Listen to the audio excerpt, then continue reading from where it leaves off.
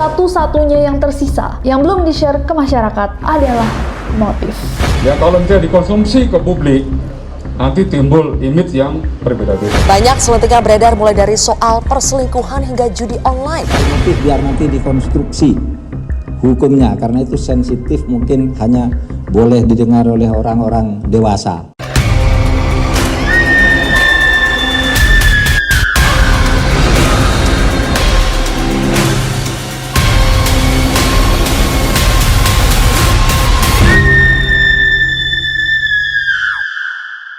Hey guys, it's Nessie and welcome back to Neror. Di Neror terakhir kita masih membahas tentang penembakan misterius Brigadir J, timeline kejadian, alibi dari pihak-pihak yang terlibat, teori-teori masyarakat, dan update dari kasusnya. Sudah banyak temuan dan update baru, dan malam ini di Neror kita akan bersama-sama melihat perkembangan kasus dan temuan-temuan terbaru polisi. So without any further ado, stop senyum-senyum, cause shit's about to go. To recap, Brigadir J dan Baradae ini adalah ajudan dari Irjen FS yang sering mengawal dia dan istrinya Putri C. Pada sore hari pada 8 Juli tahun 2022, Brigadir J meninggal dan langsung dilakukan otopsi yang menunjukkan adanya 7 luka tembak. Pihak keluarga mengatakan bahwa hasil otopsi itu tidak sesuai dengan luka-luka yang mereka lihat pada jenazah Brigadir J. Baradae mengaku bahwa dia menembak Brigadir J setelah mendengar teriakan dari Putri C, dan Putri C itu melaporkan bahwa dia teriak setelah Brigadir J mencoba untuk melecehkannya. Sang suami Irjen FS mengaku bahwa dia sedang melakukan tes PCR di waktu yang sama. Baradae mencabut pengakuan awalnya dan bersaksi bahwa dirinya sebenarnya tidak bersalah dan hanya mengikuti perintah dari atasannya untuk menembak Brigadir J. Update terakhir di video kita yang part 2 adalah Irjen FS yang akhirnya dijadikan tersangka karena terbukti bahwa insiden tembak-menembak antara Brigadir J dan Baradae hanyalah skenario palsu yang ia buat. Itulah update terakhir di part 2.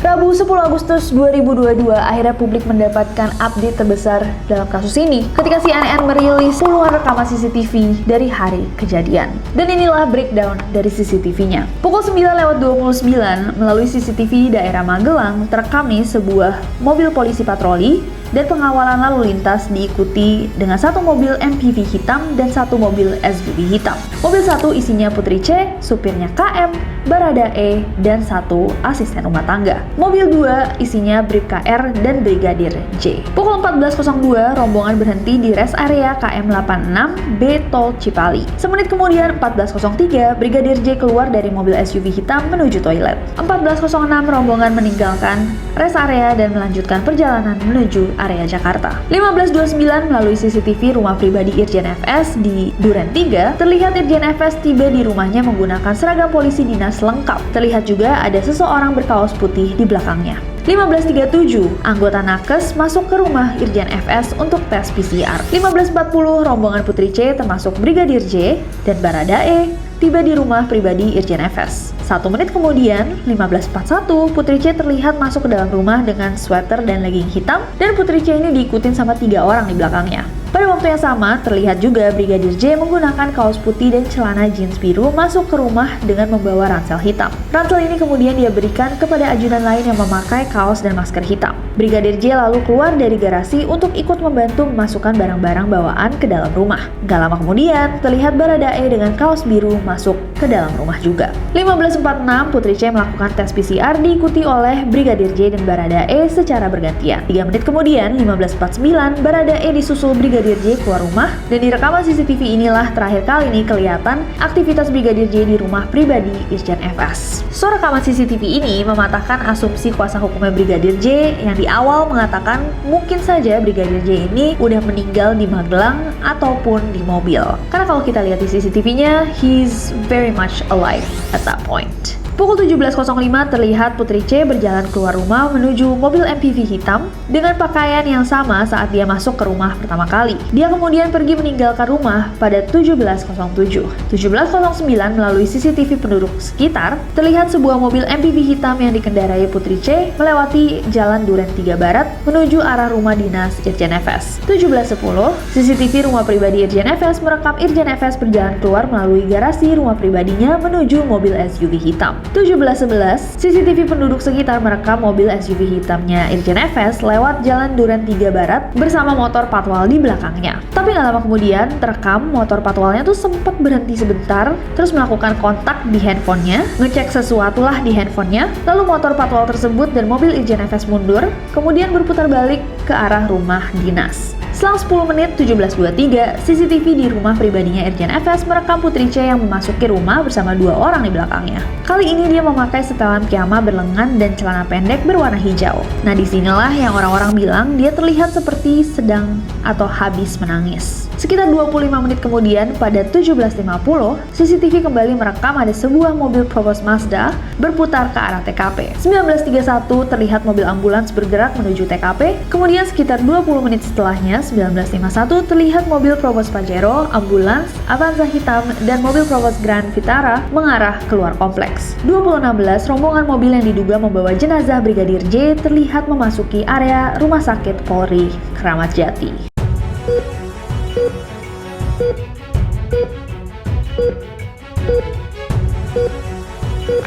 Polisi tentunya udah memeriksa Irjen FS sebagai tersangka pada 11 Agustus tahun 2022. Dan dari pemeriksaan itu, Irjen FS tuh mengaku bahwa dia memang menyerang Brigadir J karena mendapatkan laporan dari Putri C kalau saat mereka di Magelang, Brigadir J itu melakukan sesuatu terhadap Putri C yang melukai martabat keluarga. Nah, karena mendengar laporan itu, Irjen FS menjadi marah. Ia kemudian memanggil Baradae dan Bribka R untuk merencanakan pembunuhan Brigadir J.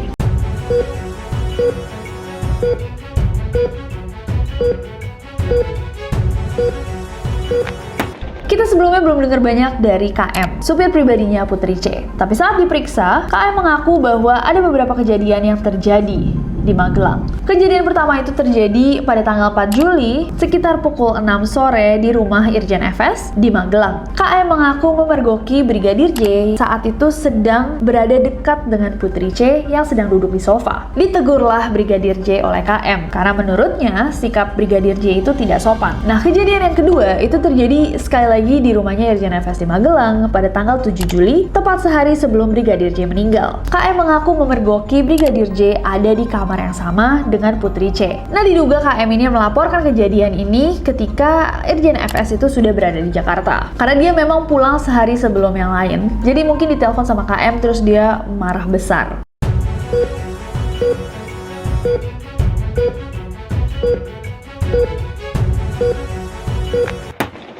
Sampai hari ini kita masih belum tahu motif pembunuhan. Bahkan pihak kepolisian mengatakan bahwa motif yang sudah ditemukan itu most likely tidak akan dibuka untuk publik karena menjaga perasaan kedua belah pihak. Mungkin kepolisian punya alasan yang kuat, walaupun dengan tidak dibagikannya motif asli, akan semakin banyak teori-teori liar yang muncul dari publik. Tapi pihak kuasanya Brigadir J itu sebenarnya memiliki teorinya sendiri. Teori ini menurutnya didukung dengan bukti rekaman elektronik. Coba kita bareng-bareng tonton. Dan ini adalah motif menurut kuasa hukum Brigadir J. Kamarudin Simanjuntak, pengacara keluarga Brigadir Yosua. Abang sudah tahu maksud dari motif sensitif dan hanya boleh didengar orang dewasa. Kita semua di sini sudah dewasa nih, Bang. Jadi boleh dengar ya. Semua perkara pidana itu konten dewasa. Hanya orang dewasa yang boleh masuk ke ruang sidang pengadilan perkara pidana. Yang dimaksud konten dewasa di sini adalah bahwa si bapak itu diduga melakukan perkawinan di luar undang-undang dengan yang cantik-cantik itu, dan diduga ada pertanyaan dari ibu, kemana bapak, kenapa tidak pulang. Jadi yang jadi repot itu supir dan ajudan, bagaimana harus menjawab, kan begitu. Mungkin mereka tidak terlatih menjawab sehingga diduga diberitahu. Setelah diberitahu bahwa si bapak pergi menemui yang cantik-cantik itu, maka tidak pulang, maka terjadilah pertengkaran rumah tangga. Setelah terjadi pertengkaran, maka ajudan atau almarhum ini yang sudah dia merangkap dua posisi di sana, ajudan dan anak, karena dia juga anak di situ karena sudah diminta. Jadi ini peran dia situ dua, sebagai anak dan sebagai ajudan. Setelah diberitahu atau diduga diberitahu kepada ibu, terjadilah pertengkaran suami istri. Sejak saat itulah diancam lah ini almarhum ini, sampai dia menangis-nangis tanggal 21 Juni 2022 dan menelepon kekasihnya. Dia tidak memberitahu kepada orang tuanya. Dikasih tahulah bahwa dia akan dibunuh atau dihabisi. Carilah pria lain pengganti saya tidak mungkin lagi menikahi kamu karena saya akan dibunuh. Kemudian bila tidak sempat lagi saya meminta maaf, inilah kesempatan saya meminta maaf. Si sang kekasih yang tidak biasa mendengar curahan hati seperti itu bertanya, yang sakitnya kau bang? Katanya kan begitu. Dan itu terikut semua itu di dalam dokumen elektronik. Dia bilang tidak sakit, tapi karena dia nangis terseduh saking takutnya, si kekasih pun ikut nangis juga. Dan itu terekam dalam screenshot itu. Kemudian berlanjut lagi kepada tanggal 7. Sebelum tanggal 7 Juli 2022, mereka tanggal 1 itu dalam arti si bapak dan ibu itu mengundang adiknya yang anggota Polri. Diberi hadiah uang 5 juta. Diberi dompet merek Pedro. Dan dijanjikan diurus kepindahannya ke Polda Jambi supaya dekat dengan ibunya. Itu untuk adik yang bontot. Itu sebelum kematian Yosua? Sebelum kematian. Itu sebelum berangkat mereka ke Magelang itu tanggal 1. Tanggal 2 mereka bersama-sama ke Magelang. Di Magelang terjadi lagi keributan rumah tangga antara si bapak dan si ibu, diduga bertengkar lagi sampai ada nangis-nangis. Karena kenapa? Di sana diduga si wanita cantik ini mengadu ke si bapak bahwa dia akan mundur dari instansi tempat si cantik bekerja, sehingga membuat si bapak ini emosional. Terjadilah di situ pertengkaran, ada yang nangis-nangis. Karena terjadi pertengkaran, si bapak pergi pulang duluan, tidak bersama-sama lagi baliknya. Dia pulang diduga naik pesawat dengan ajudan yang diduga selama ini sering menghasut, itu inisial D. Nah, kemudian di tanggal 8, di tanggal 7 masih dia mendapatkan ancaman apabila naik ke atas. Saya underline ya, apabila naik ke atas, maka Brigadir Nofriansah Joshua Huta Barat akan dihabisi atau dibunuh. Nah, dia telepon lagi kepada kekasih bahwa saya akan dibunuh apabila naik ke atas. Cuman kekasihnya ini tidak bertanya apa yang dimaksud dengan naik ke atas ini. Kan begitu. Besoknya tanggal 8 mereka balik. Ketika mereka balik nyampe di Jakarta, tahu-tahu sudah menunggu si bapak di rumah. Padahal harusnya dia di kantor, ada di jam kantor toh. Harusnya sebagai kadif propam ada di kantor, ternyata sudah menunggu di rumah. Nah, setelah ditunggu di rumah, beres-beres semua barang-barang dimasukkan ke dalam rumah. Kemudian diduga disiksa lah ini, disiksa ya, dipatah-patahin jari-jarinya, kakinya, tangannya, kemudian bahunya diduga dihajar itu tepatnya jadi luka menganga. Kemudian ditembak dari sini tembus ke bibir bawah, ditembak dari belakang tembus ke hidung depan, ditembak dadanya lurus ke belakang. Kemudian ada luka di sini di pelipatan kaki ini sampai ada rembesan darah. Kemudian di kaki sini, kemudian di kaki sini, kemudian di bahu kanan kiri semua banyak kali luka. Padahal menurut pengerangan Karopenmas Polri dia hanya ditembak 5 kali kena 4. Kenapa lukanya melebihi 10? Itulah kira-kira makanya begitu saya dengar ini dari ibunya tentang mereka juga diserahkan mayat tak boleh dibuka, maka saya yakin ini 340 junto 338 junto 351 dan itulah saya tuliskan dalam surat kuasa. Maka walaupun 5 lembaga waktu itu menentang saya, itu Polri, Kompolnas, Komnas Perempuan dan LPSK, saya yakin dengan pendirian saya dan naluri saya sebagai yang juga punya kemampuan menyelidiki dan menyidik, maka saya tetap bertahan di 340 dan terjadi. Menurut aku cukup jelas, tapi untuk nyimpulin, Irjen FS diduga berselingkuh, Brigadir J ngadu ke Putri C, berantem bahkan sebelum pergi ke Magelang, di Magelang berantem lagi. Nah, diduga karena selingkuhannya itu mau turun dari posisinya, keluar dari instansinya, Irjen FS jadi emosional, dia pulang duluan ke Jakarta, naik pesawat sama ajudannya yang diduga memang sering menghasut, inisial D. Brigadir J sendiri ketika ketahuan dia ngadu, dia udah diancam dari tanggal 21 Juni tahun 2022. Dia sempat curhat ke pacarnya, nangis-nangis, bilang kalau dia akan dibunuh. Sampai ancaman terakhir tuh tepat sehari sebelum dia meninggal, tanggal 7 Juli, dia curhat lagi ke pacarnya. Dan di tanggal 8 Juli, rombongan Magelang pulang. Irjen FS sudah nunggu di rumah karena dia pulang sehari sebelumnya. Padahal pada jam itu mestinya dia di kantor. Dan diduga setelah beres-beres barang bawaan ke dalam rumah, Irjen FS menganiaya Brigadir J dan menyuruh Baradae untuk menembak Brigadir J. Kayak yang aku tadi bilang, karena motif tidak dibuka sama kepolisian, banyak sekali teori-teori lain yang tambah wild, tambah liar, tambah gak kontrol. Dan yes, aku ngeliat teori-teori yang kalian kirimkan ke aku, kita nggak bisa bahas semuanya, saking banyaknya. Tapi teori mana menurut kalian yang paling mungkin menjadi motif dari perlakuannya Irjen FS? Boleh banget kalian tulis di bawah, kita bisa diskusi di bawah.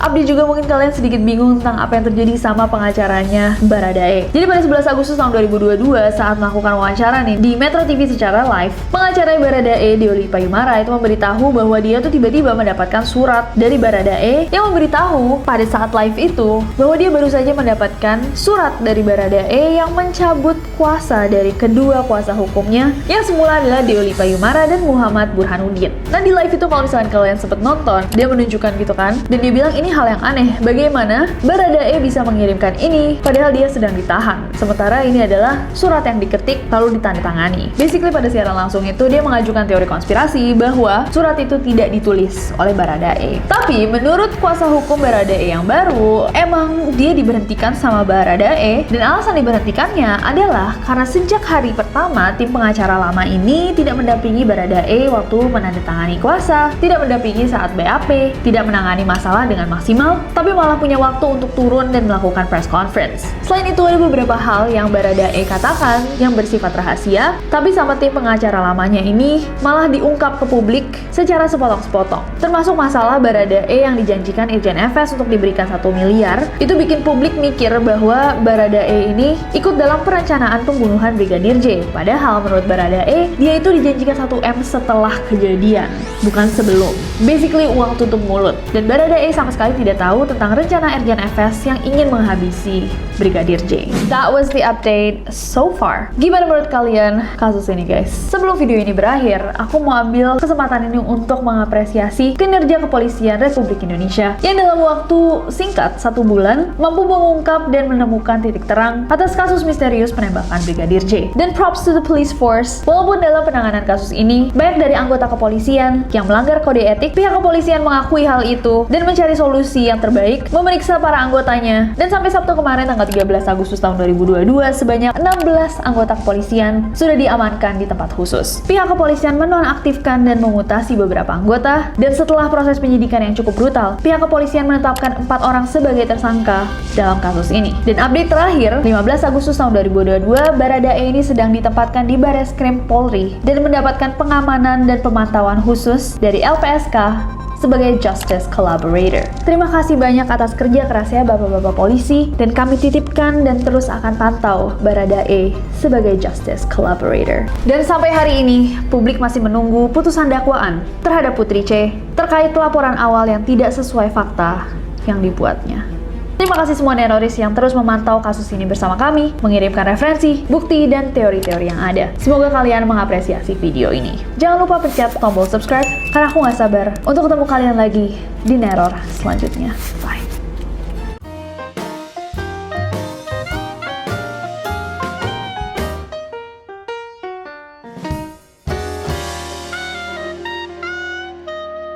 Kilas balik, nggak enak. Rabu tanggal 10 Agustus tahun 2022. Kita sebelumnya belum dengar banyak dari KM, putri pribadinya Putri C. Putri